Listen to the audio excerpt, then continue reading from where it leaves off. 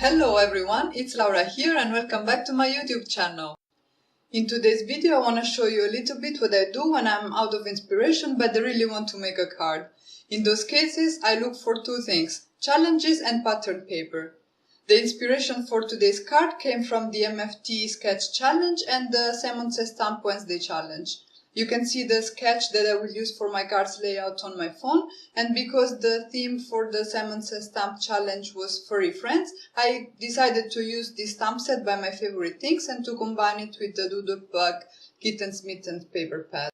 So at this point I have a layout for my card, I have a theme for my card, and I have a color scheme because I have the pattern paper to guide me picking the colors. So the card is pretty much ready, right? In those cases in which I don't have a clear idea for the card, what I do is I just stamp some images that I like and I start coloring them, and I'll figure out at a later point whether I'll use them in my card or not, and I don't feel bad at all for leaving some of them out because it's still practice for my coloring.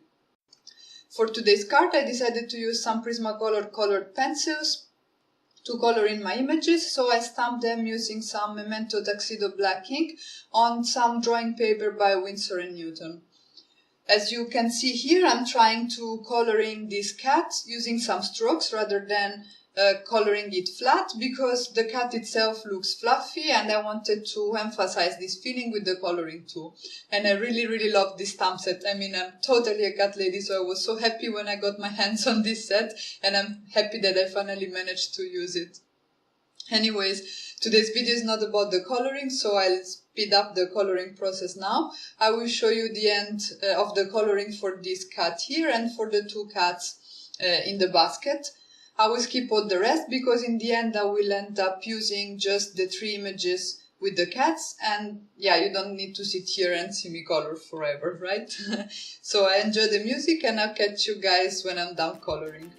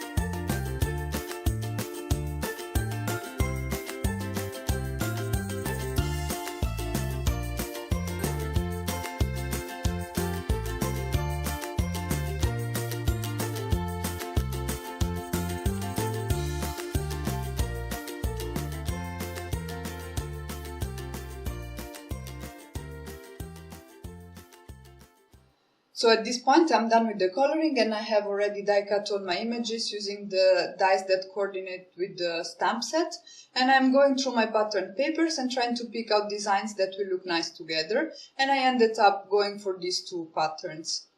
Because I felt like they were a bit disappearing into each other, I thought I'd add a little border with a bolder design, so I went for this black design with the polka dots, and I think now it looks much better.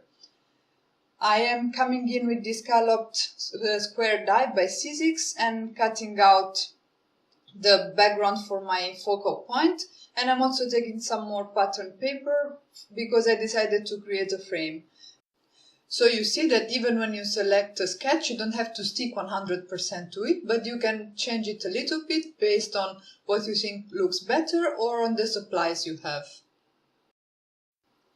Now I cut all my elements and I selected my designs, and it's time to assemble my card. I'm using some white glue to adhere all the elements together to a card base that I cut at 4 1/4 by 5 1/2. And I've mentioned this before in my videos, but I like to use liquid glue because it leaves you a little bit of time to move your elements around and make sure that they are placed perfectly.